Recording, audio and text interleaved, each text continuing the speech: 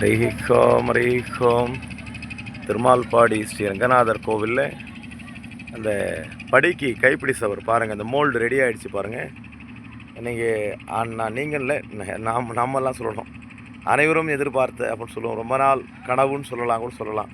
இதை வந்து இந்த கைப்பிடி சுவர்ன்ற கனவு எப்படி எப்படியோ கட்டலாம், எப்படி எப்படியோ கட்டலாம், நிறைய மாடல் ஐடியாலாம் பண்ணியிருந்தோம். நம்ம வந்து அதுக்கு பெருமாள் அனுகிரகம் பண்ணியிருக்கார்.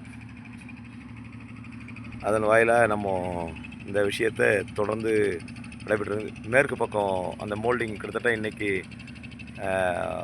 போட்டாயிடும். இப்போது கிழக்கு பக்கம் பாக்ஸ் அடிக்க ஆரம்பிச்சிட்டாங்க, பேஸ்மெண்ட் போட ஆரம்பிச்சிருவாங்க, அடிக்க சரியாயிடும். இங்கே தான் கொஞ்சம் நம்ம நிற்கிறோம் பாரு, இந்த இடத்துல தான் கொஞ்சம் இன்னும் இந்த மண் எடுக்க வேண்டும். கொஞ்சம் எடுத்துகிட்டா படி கிடச்சிடும், நமக்கு இன்னும் கொஞ்சம் அகலமாக படி கிடைக்கும். முடிஞ்சவரெலாம் அகலமாக எடுக்கலான்ட்டு ஓரளவுக்கு எடுத்துகிட்டா தான் ரோடும் பார்க்கணும், ரோடும் தேவை நமக்கு. எந்த என்ன சொல்லுவாங்க கைப்பிடி சவரும் தேவைன்றதால கொஞ்சம் நம்ம அதுக்கும் அட்ஜஸ்ட் பண்ணுற மாதிரி பாடல் பார்த்து இந்த வேலையை செய்ய வேண்டியதாக இருக்குது. தொடர்ந்து வேலை நடைபெற்று கொண்டிருக்கிறது. பாருங்கள், அங்கே மேலே மிஷின் ஜல்லி கலக்கிற மிஷின் ஜல்லி கலந்து கொட்டி வேலை திருப்பணி நடந்துட்டுருக்கு. இந்த சுத்தம் பண்ணுற சுத்தம் பண்ணுற வேலையை நம்ம நாளைக்கு ஒரு நாள் சுத்தம் பண்ணி முடித்தா ஓரளவுக்கு முடியும். அப்புறம் பாயிண்டிங் பண்ணுற ஒர்க்லாம் இருக்குது, படி கேப்லாம் பாயிண்டிங் பண்ணிட்டுருக்கு, இதெல்லாம் பண்ணிட்டுருக்கு.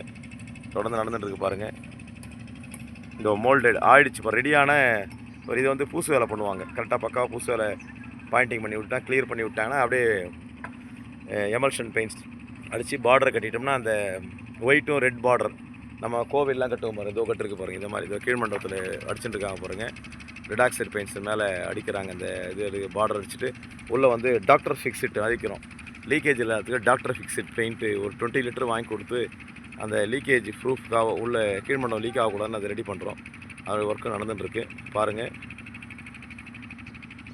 மேலே வந்து இந்த பக்கம் வந்து நீங்கள் பார்க்குற இடத்துல வேலை நடந்துருக்கு. மதில் சோறு ரெடி பண்ணுற வேலையும் பண்ணுறோம்.